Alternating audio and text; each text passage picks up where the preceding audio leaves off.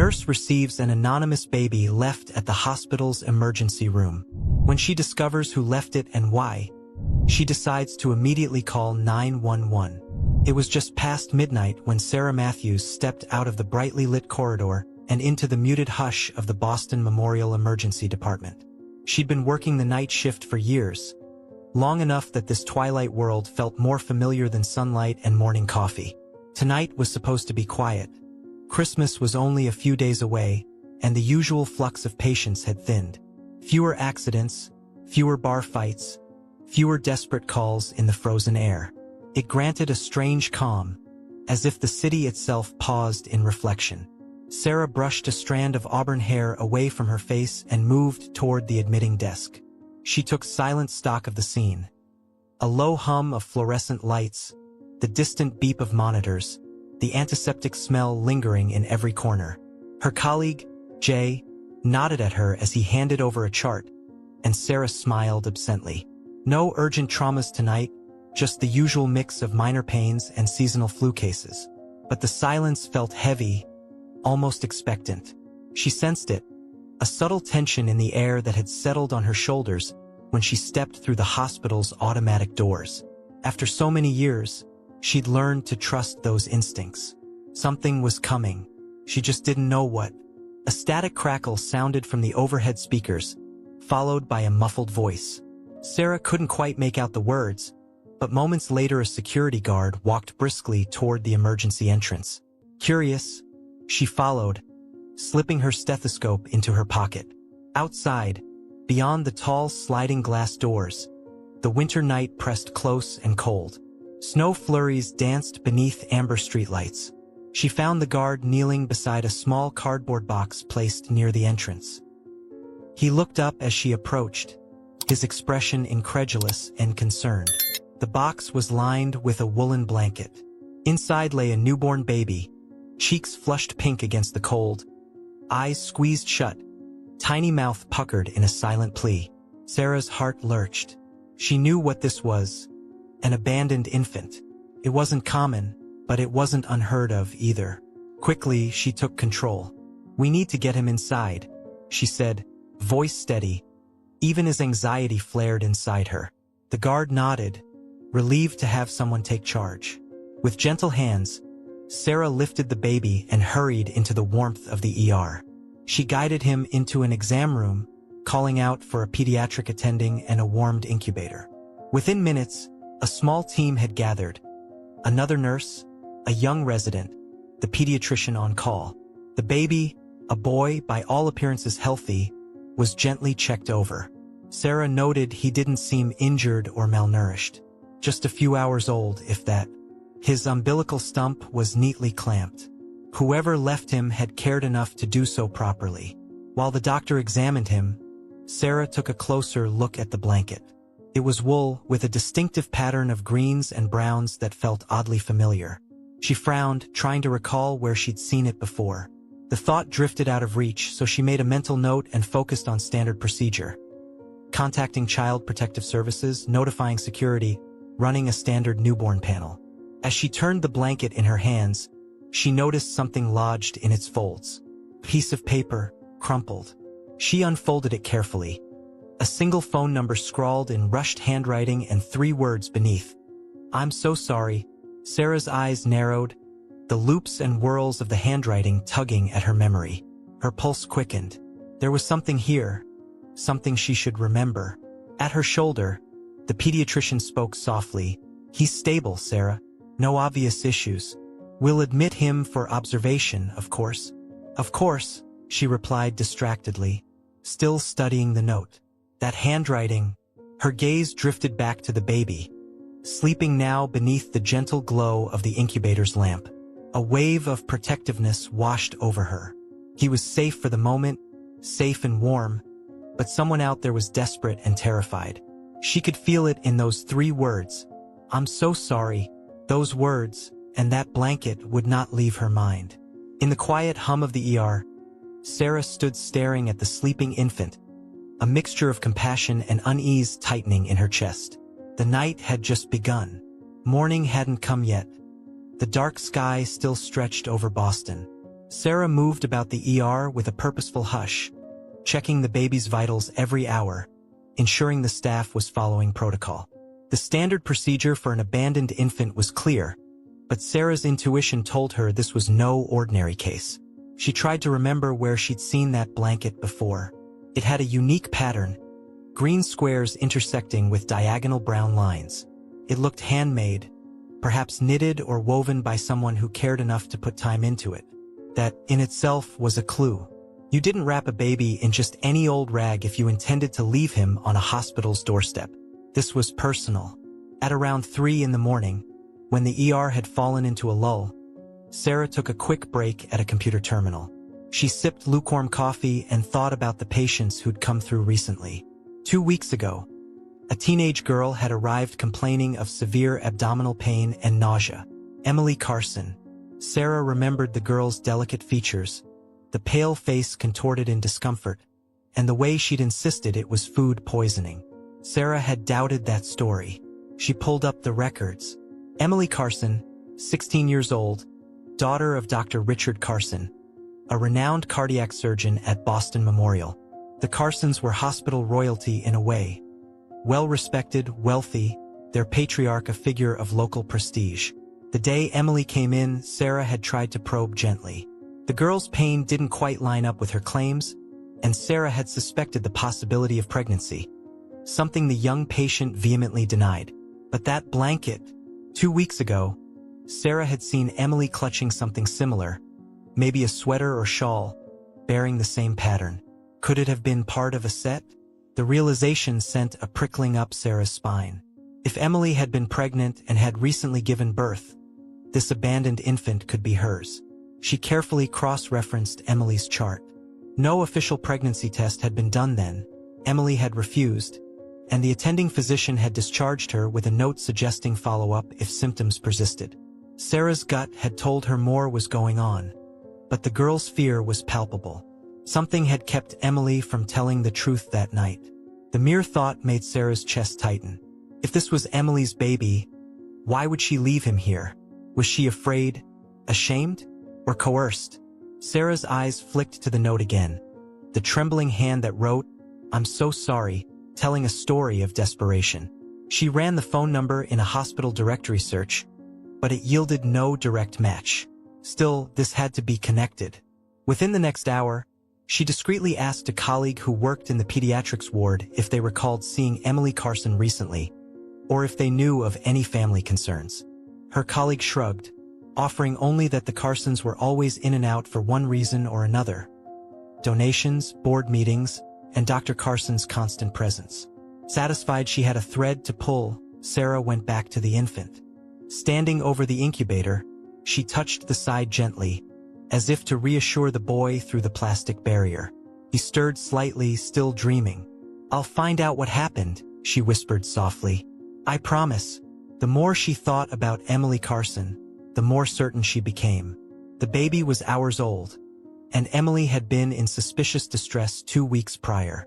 If Emily had given birth without proper medical care, the situation was dangerous. Even more troubling was the question of why the baby was left here. Reputations at stake? Family pressures? This was Boston Memorial, where powerful names carried weight and not all truths were spoken aloud. Sarah felt a familiar ache. She had seen too many quiet tragedies hidden behind polite facades. She couldn't let this one slip away. She had to know.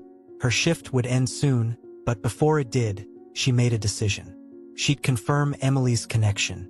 She'd find the truth. By the time Sarah's shift ended, a pale dawn had begun to lighten the sky outside. Instead of going home, she took a detour to the cafeteria, grabbing a fresh coffee and a bagel she barely tasted. The hospital's day shift had started flowing in. Doctors and nurses in crisp uniforms, administrators in suits, and Dr. Richard Carson himself, tall, silver-haired, and impeccably composed, passing through the lobby with a confident stride. He looked every bit the part. Polished, respected, paternal in his demeanor with colleagues. He spoke in low, reassuring tones. The staff admired him. Patients thanked him. The hospital board trusted him. This was the man whose daughter Sarah suspected was tied to the abandoned infant. Sarah watched him from afar, gauging his mannerisms. Nothing seemed out of place. Information came in fragments. Sarah overheard small pieces in conversations at the nurse's station. How the Carson family lived in an upscale neighborhood. How they were always donating to the pediatric wing. How Emily attended a prestigious private school. The Carsons, to all appearances, were perfect. But Sarah knew well that perfection often hid darker truths. She recalled Emily's fearful eyes that night 2 weeks ago. The girl had seemed cornered, desperate to tell something but too frightened to speak. To crack the veneer, Sarah decided a direct approach wouldn't work. Richard Carson was too influential, too careful. She needed to reach Emily directly. Hospital policy discouraged staff from contacting patients outside official channels. But Sarah felt that this was no ordinary situation. Human lives were at stake, and if Emily was indeed the baby's mother, she needed help. Sarah knew enough about teenagers to try a more modern route: social media. She remembered Emily's last name in school from the medical file, and with a few cautious searches, she found Emily's social media profile. One carefully curated but with recent silence. No posts, no updates. Sarah hesitated. This was a violation of normal boundaries, but how else could she reach Emily privately? She typed a short, gentle message. Emily, I'm the nurse from Boston Memorial. I need to make sure you're safe. Please respond if you can. She hit send, her heart pounding. She returned to the ER, checked on the baby, named John Doe for now, and waited. Hours trickled by. During a lull, she checked her phone. A new message. Who are you? Just 2 words, but they were from Emily's account. Sarah's pulse quickened. My name is Sarah. I was working the night you came in a few weeks ago. I think I know what happened last night. She paused, considering how to phrase it. The baby is safe. Several minutes passed before Emily replied. Safe? Another pause. Then, I'm sorry. I can't talk here. The abruptness of the message told Sarah Emily was not alone. Fear dripped off the pixelated words. The girl was in trouble. Sarah felt a chill run through her. Emily was in hiding, figuratively or literally, and terrified. The Carson facade might have been perfect, but cracks were appearing. Sarah needed more information and decided to confide in a colleague who'd worked in social services before. In the staff lounge, she found Paula, a social worker now doing a rotation in the ER. Quietly, Sarah explained her suspicions. Paula sighed. The Carsons, she began, then lowered her voice. Look, everyone knows Dr. Carson is controlling. He demands perfection. There have been rumors, just rumors, of how strict he is at home, but no one wants to cross him. He's too valuable to this hospital's reputation. Sarah's stomach turned. If Emily had been forced to abandon her own baby to protect the family image, what else had been forced upon her? By the end of the day, Sarah had learned everything she needed to know. The Carsons were indeed the perfect family, at least on the surface. Beneath, there lurked something else. Something that made Emily too frightened to speak and left a newborn baby in a box outside the ER. Sarah would have to dig deeper, but for now she had reached Emily, and it was a start. As the sun set again and she prepared for another night shift, Sarah closed her eyes and steadied herself. She had a promise to keep, to a baby who could not yet speak and a girl who could not yet scream for help. Midway through Sarah's next shift, she received another message from Emily. I can't talk long. He watches me. It was the confession she'd feared. Sarah typed a careful reply. Who watches you? Your father? Are you safe? No, came the answer. Then, in a sudden torrent of messages, he found out. About the baby. Made me leave him there. Said he'd fix everything. He threatened me and my mom. He's been hurting us for a long time. Sarah's throat tightened. She closed her eyes, picturing Emily, a 16-year-old girl trapped in her own home, forced to abandon her child by a father who wielded power like a scalpel. The baby wasn't just abandoned. He was placed there as part of a plan. Richard Carson wanted no loose ends. Sarah could sense a pattern. Abuse hidden behind prestige, silence enforced by threats. She knew what she had to do. She was a mandated reporter, obligated by law to report child abuse. But this was no simple call to 911. Richard Carson's influence ran deep. A single call could be buried, twisted, or worse, leave Emily even more vulnerable. Sarah had seen powerful individuals crush inquiries under the weight of their connections. She needed a strategy, allies, evidence. Her hands trembled slightly as she typed, "I believe you, Emily. I will do everything I can to help. But I need something more. Proof. Can you tell me anything I can use to protect you?" There was a long silence. Sarah stared at the screen, heart pounding. Finally, Emily replied, "Hospital records. 2 weeks ago. He told them I had food poisoning. I was pregnant. He knew. He made me lie." Sarah inhaled sharply, remembering that night all too well. Emily's medical record would show her symptoms. If Sarah could link the baby's DNA to Emily, that would be undeniable proof. But paternity tests took time. Meanwhile, Emily was in danger now. During a quiet moment in the ER, Sarah stepped outside to the ambulance bay and called Detective Lisa Martinez, a contact in the Special Victims Unit she'd met years ago. Lisa was a no-nonsense investigator, known for taking on challenging cases. "Lisa," Sarah said into the phone, her breath forming white puffs in the cold air. "I have a situation involving a powerful family, abuse, and an abandoned baby." Lisa's voice on the other end was cautious, but intrigued. "Tell me everything," she said. Sarah did, omitting the details that could incriminate her for reaching out too soon. Lisa didn't promise miracles, but she listened carefully. They agreed to keep the line of communication open. Inside, Sarah noticed subtle changes. A hospital administrator hovered near the nurse's station more often than usual. A few doctors avoided eye contact with her. Had Richard Carson already gotten wind of her involvement? He was a man who valued control, and if he suspected Sarah of meddling, he would not stand idly by. Later that night, Sarah checked her phone. Another message from Emily. "He knows someone contacted me. He's angry. I'm scared." Sarah gripped her phone tightly. She was too far into this to turn back. Emily needed help now. She steeled herself, knowing that the coming confrontation would be ugly. But if she didn't act, who would? As the ward settled into the hush of early morning, Sarah resolved to find tangible evidence. She would access old hospital records, document every threat, every suspicious detail. She would speak to colleagues quietly, gather their observations. If Emily's story was true, and Sarah had no doubt it was, then Richard Carson had orchestrated a cover-up of monumental cruelty. Before her shift ended, Sarah stood once more beside the baby's incubator. She gently touched the plexiglass, looking at his tiny face. In a way, he was the key. He represented truth, a silent witness to all that had happened.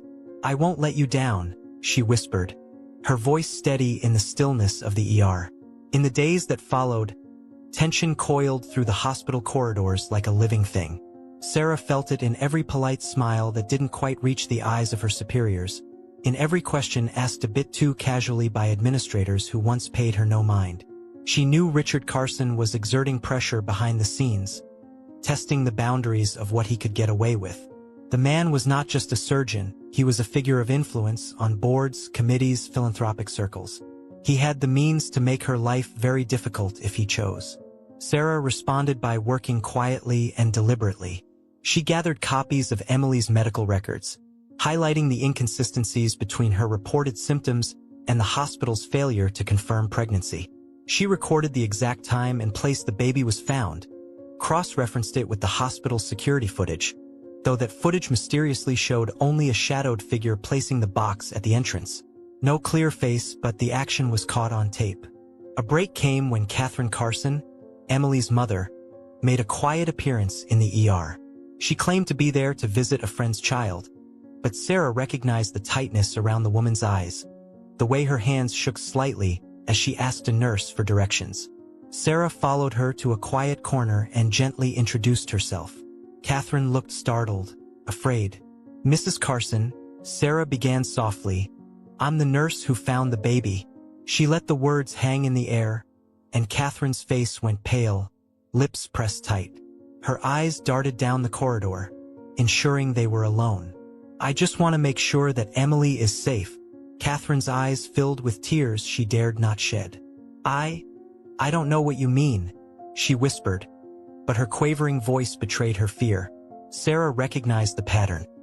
A woman living under an oppressive shadow, terrified to speak the truth.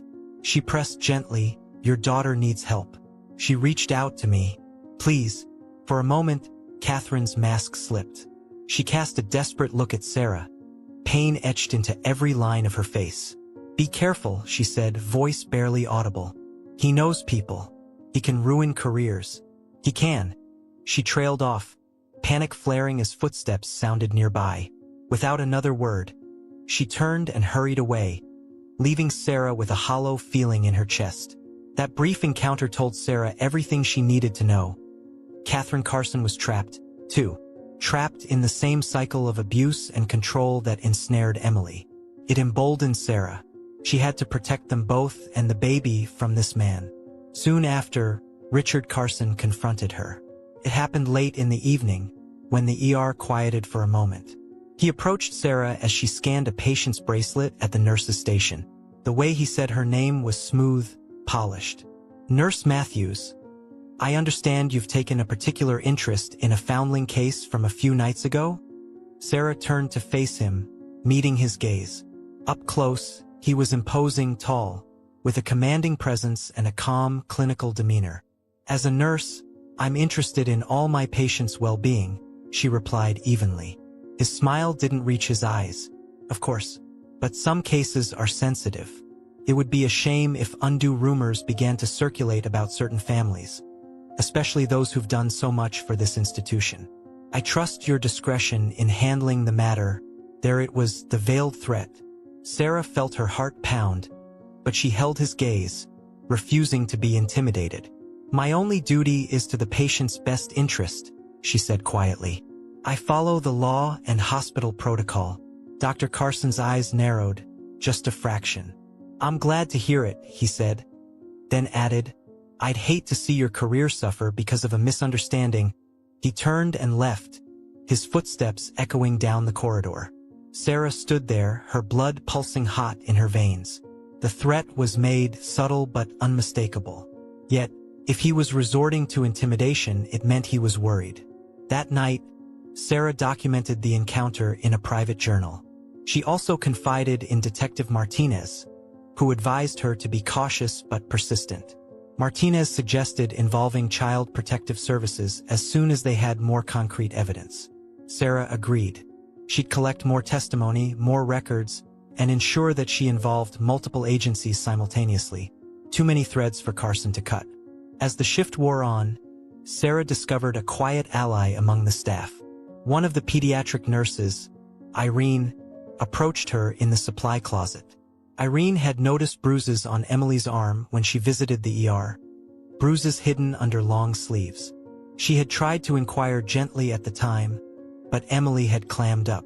Now, Irene offered to give a written statement if needed. This gave Sarah hope. She wasn't alone in this. She had the baby's records, Emily's cryptic messages, Catherine's frightened warning, and Irene's willingness to speak. Slowly, she was building a case too big to ignore. As dawn approached, Sarah stood outside the incubator, watching the baby breathe in steady, peaceful rhythms. He was doing well, responding to careful feeding, his vitals stable. The only sign of his traumatic start in life was the absence of a family to hold him. Soon, Sarah vowed that would change. She would not let silence settle over this tragedy. She would push forward until Emily, Catherine, and this baby had a chance at a safe, honest life. Returning to the nurse's station, Sarah picked up the phone and prepared to make a call. It was time to reach out to Child Protective Services. She would not give Richard Carson another day to tighten his grip. The silence he demanded would not prevail. Sarah's voice would rise in its place, carrying the weight of all the truths hidden behind closed doors. The next morning, Sarah returned to the ER with a resolve that felt like steel in her spine. She had slept only a few hours in a cramped apartment filled with piles of medical journals and a half-eaten dinner growing cold on her counter. The weight of responsibility pressed heavily on her chest. She had already made informal calls to both Child Protective Services and Detective Lisa Martinez, and now it was time to set things in motion more formally. Every piece of evidence would need to align, every testimony carefully preserved to withstand the pressure Richard Carson was sure to exert. Her first stop was the hospital's digital record system. Sarah logged in at a secluded terminal behind the nurse's station and methodically pulled up Emily's ER records, the baby's admission notes, and the surveillance footage logs from the night he was left. This time, she wasn't just glancing. She downloaded, printed, and stored electronic copies on an encrypted thumb drive she'd brought from home. She knew that if someone tried to wipe these files from the hospital's mainframe, she would still have them. But Sarah needed more than just digital footprints. She needed human voices and written statements. Irene, the pediatric nurse, kept her word. In a quiet supply closet, Irene handed Sarah a neatly typed statement on hospital stationery, signed and dated. In it, she detailed how Emily Carson had presented subtle signs of abuse. Bruises, flinching at sudden movements, a haunted look in her eyes. Though Irene had no concrete proof at the time, she had documented her concerns in a private journal. Now she was willing to go public if it meant protecting Emily and the baby. "I should have said something before," Irene said, voice trembling slightly. He's such a powerful man, Sarah. I was afraid." Sarah placed a reassuring hand on her colleague's arm. "We were all afraid, but we're changing that now." From there, Sarah reached out to the hospital's social worker, Paula, who had once hinted at rumors regarding the Carson family. Paula was cautious, eyes darting around to ensure they were not overheard. She refused to put anything in writing yet, not without legal protection. But she promised to speak with Child Protective Services when they arrived, to corroborate patterns of intimidation that staff had quietly mentioned for years. As Sarah moved through the hospital corridors, she felt eyes following her. The tension was as thick as hospital disinfectant. A few administrators gave her curt nods. Others looked away, as though her presence reminded them of something they'd rather not confront. A technician in radiology approached her in the hallway. "I heard what's happening," he said softly, handing her a sealed envelope. "My cousin works in CPS. Here's her direct line. She'll make sure this doesn't get buried." It was a kindness Sarah hadn't asked for but desperately needed. In situations like this, every ally mattered. Before noon, Sarah slipped into an empty patient room and made a secure call. She reached out to Detective Martinez first, her hand shaking slightly as she held the phone. Martinez answered on the second ring. "Lisa, I have documents, a nurse's statement, digital records. The baby's safe here at the hospital. I'm going to initiate official reports with CPS," Sarah said. Martinez's response was firm. "Good. Once CPS is involved, I can coordinate with them. We'll serve warrants if needed. Just be ready. Carson won't go down without a fight." Sarah hung up and drew a deep breath. She knew what that meant. Richard Carson would try everything: intimidation, influence over administrators, maybe even legal threats, to crush these efforts. She had to make sure multiple agencies got the information at the same time. That way, even if he managed to strong-arm one department, others would still move forward. She compiled an email address to both CPS and the local precinct, attaching the evidence files. She also mentioned Detective Martinez's name to signal that law enforcement was in the loop. After hitting send, her heart thumped loudly in her ears. She rechecked on the baby, who had begun to make soft cooing noises. He looked healthier by the day, a testament to simple care and warmth. In the crib beside him was a new plush bear that a volunteer had donated. Sarah gently stroked the infant's head. "Your mother needs us to be strong," she whispered. "We won't let him win." Shortly after, she noticed a senior administrator, Ms. Leahy, approaching her with a grim expression. "Sarah, I'd like to speak to you in private," Leahy said, leading her into a small meeting room. Inside, Leahy folded her arms. "What exactly are you doing, Nurse Matthews?" she asked, voice strained. "You've been accessing old records, contacting outside agencies. This could bring bad press to the hospital." Sarah stood her ground, spine straight, eyes steady. "I'm fulfilling my duty as a mandated reporter. A child was abandoned here, and I have reason to believe abuse is involved. I'm protecting my patient and that child's mother. It's the law, Ms. Leahy," Leahy's face tightened. Richard Carson is highly respected. Are you certain? Would you risk a child's safety on uncertain reputations? Sarah asked, heart pounding. I'm certain, and I have evidence. I suggest the hospital cooperate. This is no longer a matter that can be hidden. The administrator's stern mask faltered. She nodded once, curtly, and left without another word. Sarah could almost feel the hospital's walls trembling with the shift. By the end of the day, she had the evidence chain set. Multiple witnesses, official reports filed, backup copies secured, law enforcement contacts established, and CPS notified. Now all she could do was wait and see if the system would do what it was meant to do: protect the vulnerable. As the gray afternoon light dimmed through the hospital windows, Sarah pressed a hand to her heart, feeling it beat in steady determination. For Emily, for the baby, and for Catherine, she had to believe justice would prevail. The call from Child Protective Services came early the next morning, even before Sarah clocked in. They confirmed receipt of her report and arranged to send an investigator, Ms. Karen Oliva, to interview staff and examine the records that very day. The speed of the response surprised Sarah, but she suspected Detective Martinez and the direct line offered by the radiology technician's cousin had helped. The system, it seemed, could still be nudged into action if properly pressured. When Sarah arrived at the ER, she found Ms. Oliva already waiting in a private meeting room, clipboard in hand. She was a woman in her 40s, with kind brown eyes and a calm, measured demeanor. She asked Sarah to recount everything: the baby's discovery, the suspicious note, the connection to Emily Carson, the conversation with Catherine, and the threats from Richard Carson. Sarah laid it out carefully, supplying her printed documents and the nurse's statement from Irene. Ms. Oliva listened intently, her pen scratching notes. "You've done a lot of homework here, Ms. Matthews," she said, tapping the papers lightly. "We don't often see such a thorough collection of evidence from a single healthcare provider. Most are too frightened." Sarah felt a lump in her throat. "I couldn't live with myself if I did nothing." The CPS investigator offered a gentle nod. "I understand. We'll interview staff members. Reach out to Emily and Catherine Carson. We may need law enforcement present, given what you've shared. This could get complicated." "Detective Martinez is already informed," Sarah said, relieved. "She'll be on standby." By midday, Martinez arrived, flanked by a uniformed officer.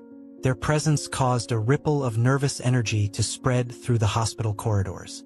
A few doctors exchanged worried glances. Richard Carson was still performing surgeries upstairs, oblivious, perhaps, to the net tightening around him. Or maybe he knew and simply believed he could stop it. He had always stopped trouble before. Ms. Oliva interviewed Irene, who confirmed her statement. Paula, the social worker, timidly agreed to speak about the rumors and the subtle intimidation tactics that had allowed the Carson secrets to remain hidden. The security footage of the baby's abandonment was reviewed, and while it didn't show a face, the timeline could potentially place certain individuals on site. Background checks were run, and logs were examined to see who had accessed Emily's records over the past months. Sarah stepped outside for a breath of fresh air in the ambulance bay. Snow had begun to fall softly, dusting the pavement and the cars. She wondered if Emily was watching from a window in her family's home, feeling equally trapped behind glass. How would the Carsons react when Child Protective Services and a detective came knocking at their door? A soft ping from her phone. A message from Emily. "Something's happening. Men in uniforms at my house. Mom is crying. He's yelling. What did you do?" Sarah's heart seized. She typed back quickly, "I got you help. Don't be scared. Tell them everything. It's your chance to be safe." Long minutes passed before Emily replied, "He's threatening them. He says he'll have them fired." Mom finally told them everything. Sarah's eyes blurred with tears of relief. Catherine Carson had found her voice. For Emily and the baby, she had broken the silence. That was the first crack in Richard Carson's fortress of reputation.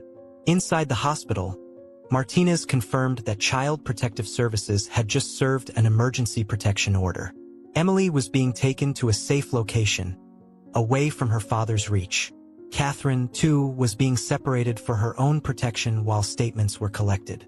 The baby would remain in hospital custody until a legal guardian could be appointed and paternity confirmed. Things were moving swiftly, almost too swiftly for Sarah to process. The hospital administration, caught between loyalty to Carson and fear of legal repercussions, began to shift its stance. Ms. Leahy approached Sarah again, but this time her tone was deferential. "We're cooperating fully with the authorities, Nurse Matthews," she said. "If there's anything you need." Sarah resisted the urge to smirk bitterly. Now that the system had engaged, people were eager to align themselves on the right side of the law. "Just let the investigators do their jobs," Sarah replied evenly.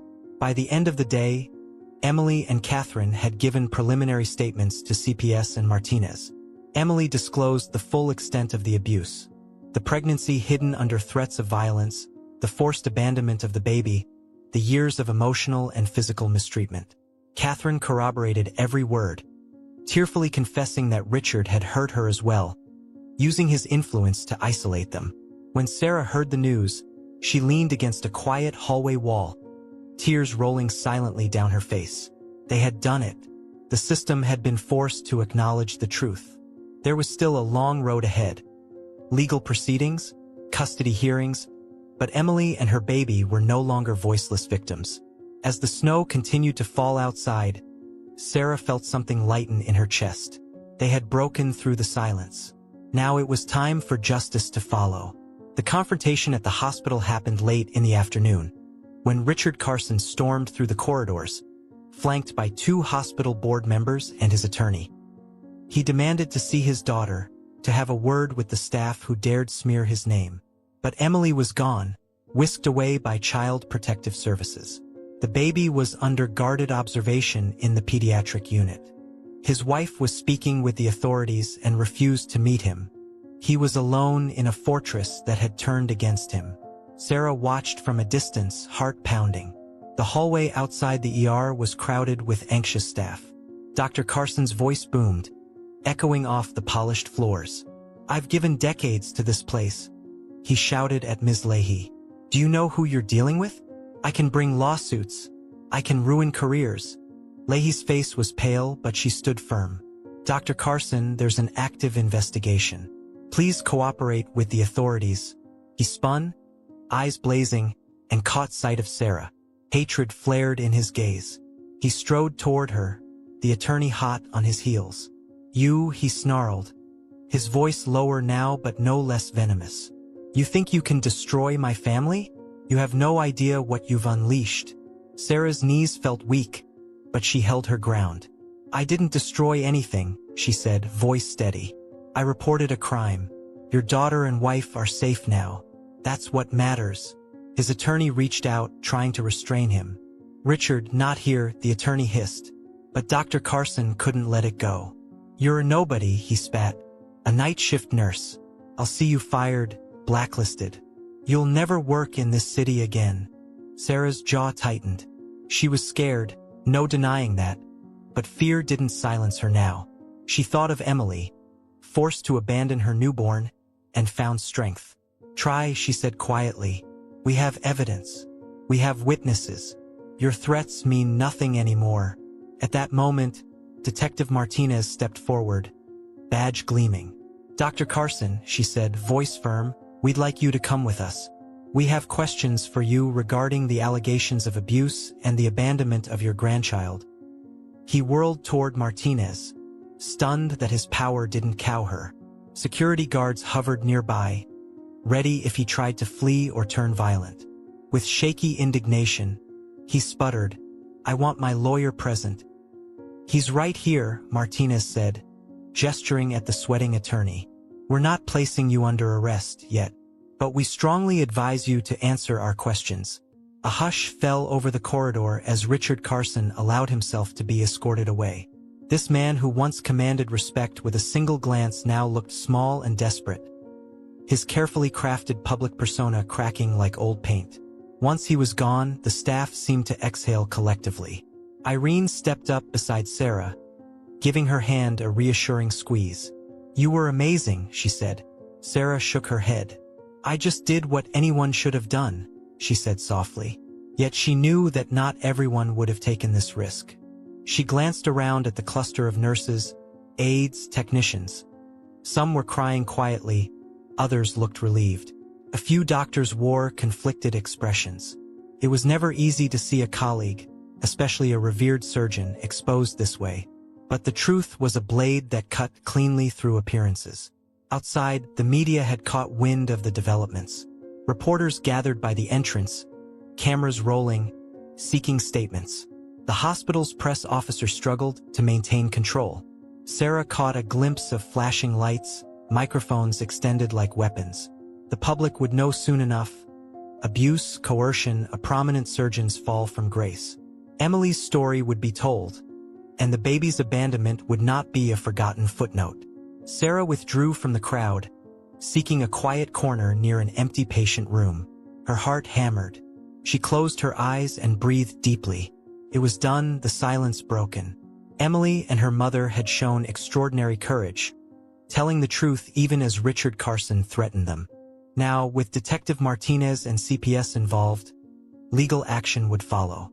The cycle of abuse had been shattered. Later that evening, as darkness fell again over Boston, Sarah looked in on the baby. He slept soundly, a soft blanket tucked around him. The storm had passed overhead, leaving him safe and protected. In a few days or weeks, a judge would decide his custody arrangements. Emily would be free to consider what she wanted for her child, free from her father's control. Sarah prayed that mother and child would find a way to heal. In the days following the confrontation, the hospital stirred with uncertainty and reflection. Rumors flew through the corridors, staff clung to fragments of gossip, and everyone tried to grasp how such horror had hidden in plain sight. Some wondered aloud if they should have known, if they should have asked Emily more questions. Others defended their silence, citing fear of Richard Carson's influence. But the system had functioned, haltingly, painfully, but it had. CPS took Emily into temporary protective care. Catherine Carson, shaken and remorseful, willingly testified against her husband. She admitted her complicity in silence, her fear of speaking out before, and made a public apology to Emily and the baby. The courts placed a temporary restraining order against Richard Carson, who was suspended from the hospital pending investigation. Criminal charges loomed for him, including child endangerment and domestic assault. For Emily, a new chapter began. She was given a safe place to stay, her basic needs met, and a counselor who specialized in trauma. With professional support, she was learning to tell her story without shame, to understand that none of this was her fault. She grieved for the normal adolescence she never had and the trust broken by the man who should have protected her. She ached for her baby, who remained temporarily in state care, but at least now she knew he was safe, too. Soon, she would have a say in his future, something unthinkable just a week ago. At Boston Memorial, policies began to shift. The administration reviewed their procedures for reporting suspicious injuries and potential abuse. Training sessions were scheduled to teach staff how to recognize signs of domestic violence and coercive control. The message was clear. Silence would no longer be tolerated. The price of pretending all was well was too high. Sarah found her professional relationships tested. Some colleagues avoided her, worried that her willingness to challenge a powerful figure might reflect badly on them. Others admired her openly, thanking her for doing what they wished they had the courage to do. Paula and Irene stood firmly by her side. Even Ms. Leahy acknowledged, quietly, that Sarah had acted rightly. One afternoon, as Sarah walked the quiet hallway to the NICU where the baby still lay, she encountered Catherine Carson. The woman looked frail but determined. The bruises on her psyche would take longer to heal than any physical wound. Catherine stepped forward hesitantly and said, "Nurse Matthews, I wanted to thank you for what you did, for giving us a chance." Sarah's heart clenched. She saw the regret and relief mingling in Catherine's eyes. "You did the hardest part," Sarah replied gently. "You chose to speak up. You protected Emily and your grandchild." Catherine's voice shook. "For too long, I believed we were powerless. You showed me we weren't." She reached into her purse and pulled out a folded photograph. It showed Emily and Catherine in happier times, before things deteriorated, both smiling on a summer's day. Emily asked me to give you this. She wanted you to know she's grateful. She said you saved her life. Tears blurred Sarah's vision as she accepted the photo. Tell Emily I'm proud of her, Sarah said softly. A few doors down, she stepped into the room where the baby rested. A social worker sat nearby, filling out forms. The baby kicked gently at the blankets, gazing at Sarah with wide, unfocused eyes. She brushed a finger along his tiny hand, marveling at his resilience. He wouldn't remember being abandoned at the hospital entrance. He would grow up, hopefully, in a safer environment, maybe with Emily if that's what she chose, or maybe with another loving family. What mattered was that his future was no longer dictated by secrets and threats. Outside, the media had covered the story extensively. Public sympathy flowed toward Emily and her child. Legal experts debated the Carson's case, and advocates for domestic violence survivors used it as a rallying cry for better systems of protection. Boston Memorial's board announced the creation of a new internal reporting hotline for staff who suspected abuse. Change was happening, born of crisis and truth-telling. That evening, Sarah returned home to her small apartment. She placed Emily's photograph on her kitchen table and stared at it for a long time. She realized that being a nurse was not only about treating physical ailments. Sometimes, it meant healing unseen wounds, standing up to bullies, and speaking out when silence became dangerous. The aftershocks of this ordeal would linger, but she had no regrets. A year later, on a crisp December morning, Sarah stood outside Boston Memorial Hospital, watching the flurries drift down much like they had that fateful night. The air was cold but fresh, the city busy with holiday preparations. She sipped her coffee and reflected on the transformation that had taken place, both in the hospital and in herself. Richard Carson faced trial and was convicted on multiple counts related to abuse and coercion. His medical license was revoked, his reputation dismantled. He awaited sentencing, no longer a powerful figure in a pristine white coat, but a man revealed as a bully and abuser. The hospital had moved on without him, staffing new cardiac surgeons who brought skill without tyranny. Emily, now 17 and attending therapy regularly, had made significant progress. With the guidance of her counselor and the support of social services, she decided to keep her baby. The court granted her custody under close supervision initially, ensuring she had resources, a safe home, parenting classes, ongoing mental health support. Catherine, separated permanently from Richard, had rebuilt her life. She worked part-time and focused on repairing her bond with Emily. Mother and daughter lived in a modest apartment surrounded by people who truly cared about them, not just their reputation. The baby, named Daniel, thrived under Emily's attentive care. He was a year old now, babbling happily, reaching for bright toys, smiling often. On weekends, Emily and Catherine took him to a nearby park. They were a family learning to be honest and gentle with one another, forging new traditions free of fear. Sarah had not stayed entirely on the sidelines. She visited them occasionally at a neutral meeting space arranged by social services. She watched Emily bloom from a terrified teenager into a caring mother, still fragile in places but determined to provide Daniel a life filled with love. They spoke openly about the past and about how silence nearly destroyed them all. Emily often said that knowing someone believed her made all the difference. At the hospital, a quiet revolution had taken place. Staff were now trained yearly on recognizing and reporting abuse. The hotline established by the administration helped nurses and doctors voice concerns without fear. Cases that once would have been buried were now addressed promptly. Sarah could feel the cultural shift in the way her colleagues talked, the way they looked out for one another and their patients. The weight of silence had lifted.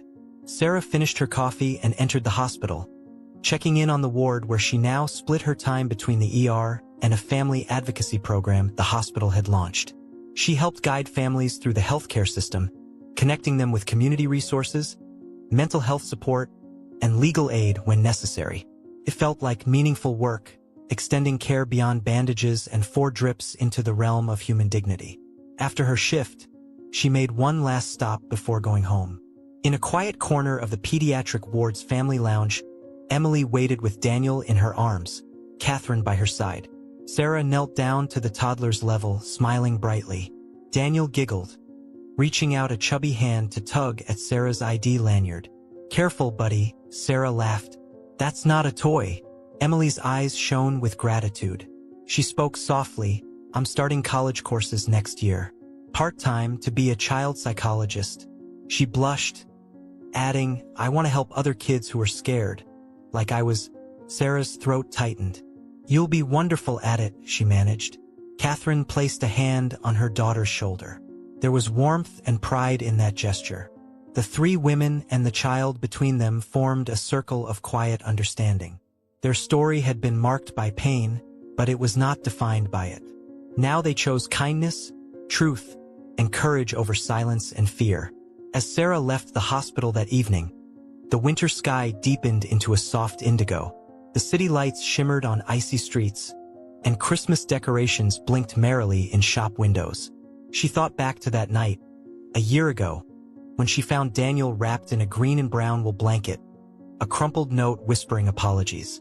She remembered how heavy the silence felt then, how impossible it seemed that justice and healing would ever emerge. But they had emerged. Emily broke free, Catherine found her voice, and the baby grew strong in an environment of care. Sarah learned that true healthcare encompassed not just the body but the soul, and that sometimes the greatest cure was courage. In that realization, Sarah stepped forward into the cold December air, breathing deeply. She had done her part, all of them had. The weight of silence was gone, replaced by the clear, resonant sound of truth.